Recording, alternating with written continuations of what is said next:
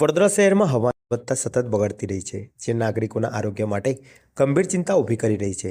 છેલ્લા 2 દિવસથી શહેરનો એર ક્વોલિટી ઇન્ડેક્સ 300ને પાર પહોંચી ગયો છે, જે ખતરનાક સ્તરનું પ્રદૂષણ દર્શાવે છે. આ સ્થિતિને ધ્યાનમાં રાખીને વડોદરા મહાનગરપાલિકા હરકતમાં આવી છે અને તાત્કાલિક પગલાંની પ્રક્રિયા શરૂ કરી છે. વડોદરામાં છેલ્લા કેટલાક દિવસોથી હવામાં પ્રદૂષણમાં વધારો નોંધાઈ રહ્યો છે. એક્યુઆઈ 300થી ઉપર જતા બાળકો, વૃદ્ધો અને શ્વાસ સંબંધિત રોગોની પીડિત લોકો માટે જોખમ વધુ વધી ગયું છે. આ પરિસ્થિતિને કાબૂમાં લેવા માટે વડોદરા મહાનગરપાલિકા, ગુજરાત પ્રદૂષણ નિયંત્રણ બોર્ડ, સોલિડ વેસ્ટ વિભાગ અને સંબંધિત ટીમો સાથે બેઠક યોજાઈ હતી, જેમાં પ્રદૂષણ ઘટાડવા માટેના વિવિધ પગલાં પર ચર્ચા કરવામાં આવી. શહેરમાં હાલ કુલ 8 સ્થળોએ એન્વાયરમેન્ટ સેન્સર સ્થાપિત કરવામાં આવ્યા છે, જેના માધ્યમથી એક્યુઆઈનું રિયલ ટાઈમ મોનિટરિંગ કરવામાં આવશે. આ માહિતી મહાનગરપાલિકાની એલઈડી સ્ક્રીન્સ અને અધિકૃત વેબસાઇટ પર પ્રદર્શિત કરવામાં આવશે, જેથી નાગરિકો હવાની ગુણવત્તા અંગે સજાગ રહી શકે. વડોદરા મ્યુનિસિપલ કોર્પોરેશન માનનીય કમિશનરશ્રીની સૂચના તથા ગાઈડલાઇન મુજબ ખૂબ જ સજાગ છે આ કરવા માટે. જે મુજબ માનનીય મ્યુનિસિપલ કમિશનરશ્રી દ્વારા Gujarat pollution control board, solid waste તથા ટીમ સાથે મિટિંગ કરવામાં આવી હતી. આગતરા આયોજન કરવામાં આવ્યા હતા.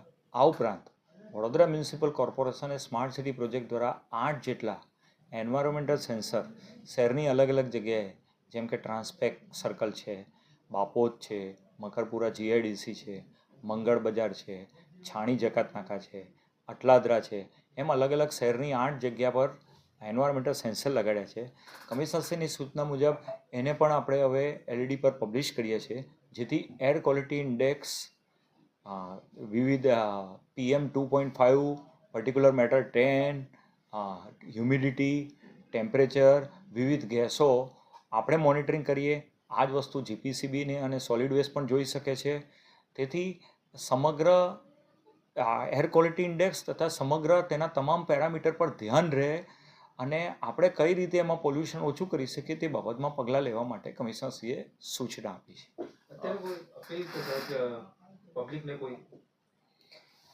પબ્લિકને ખાસ તો એ છે કે જ્યાં વધારે ગાડીઓ અને પેટ્રોલના ધુમાડા, જેને લીધે એર ક્વોલિટી ઇન્ડેક્સ, પર્ટિક્યુલર વડોદરાની વાત કરું, વડોદરાની એર ક્વોલિટી ઇન્ડેક્સ જો ઉપર નીચે થતી હોય તો એનું એકમાત્ર કારણ આ પેટ્રોલના ધુમાડા તથા ધૂળ છે. તો પબ્લિક એમાં પોતે જ સજાગ રહીને એ વસ્તુ કરે. જ્યાં વધારે ભીડભાડવાળી એરિયા છે, ગીચ એરિયા છે, ત્યાં પોતાના વાહન લઈને નહીં જાય, પાર્ક કરીને, પ્રોપર પાર્ક કરીને જાય. તથા જે કન્સ્ટ્રક્શનને ધૂળ થાય છે ત્યાં આગળ કોઈ આવરણ, કપડું ઢાંકે. આ બધા પગલાં લેવા જોઈએ અને આના માટે કમિશનરશ્રીની ખૂબ જ કડક સૂચના છે. દરેક તમામ જગ્યાએ કામ થાય છે ત્યાં મોનિટરિંગ કરવામાં વિવિધ ડિપાર્ટમેન્ટ, કન્સર્ન ડિપાર્ટમેન્ટ દ્વારા આવી રહ્યું છે. ખાસ કરીને અત્યારે ઠંડીની સિઝન ચાલુ રહી છે, એમાં જ આ વધતો હોય છે, એના આંકડા વધતા હોય છે એવું કંઈક? હા, નોર્મલી એવું સાયન્સ પ્રમાણે જોવામાં આવ્યું છે કે ફોગ વધારે હોય, ધુમ્મસ એટલે વધારે હોય, એર જલ્દી ઉપર ના જતી હોય, તે ટાઈમે ધૂળના રજકણો અને તમામ વસ્તુ રહે છે નીચે, એટલે થોડી વધારે આવે છે. પણ વડોદરાનું મુખ્ય કારણ છે ટ્રાફિક અને ધૂળ જેવું. અચ્છા, ઇન્ડસ્ટ્રીયલ એરિયામાં પણ આનું નિયંત્રણ વધારે થતું હોય તો કંપનીને આપના માધ્યમથી શું એક મેસેજ આપશો?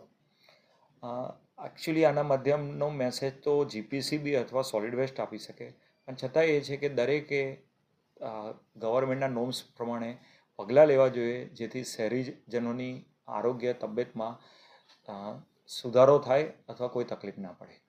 અચ્છા, વડોદરા શહેરને કદાચ એક્યુઆઈનું પેલું જોવું હોય તો એના માટે આપણે કઈ વેબસાઇટ છે કે કઈ? વડોદરા શહેરને એક્યુઆઈ જોવા માટે અત્યારે 3 મીડિયમ ઉપલબ્ધ છે, માધ્યમ ઉપલબ્ધ છે.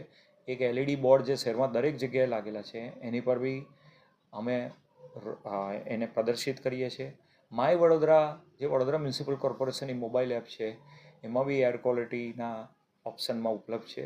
તથા વીએમસીની વેબસાઇટ પર જેમ પાણીનું લેવલ છે, રિવરના સેન્સર છે, રેઇન સેન્સર છે, તેવી રીતે એન્વાયરમેન્ટલ સેન્સર છે. એટલે આ ત્રણેય માધ્યમથી વડોદરા મ્યુનિસિપલ કોર્પોરેશનના થ્રુ સિટીઝન જોઈ શકે છે. ધન્યવાદ.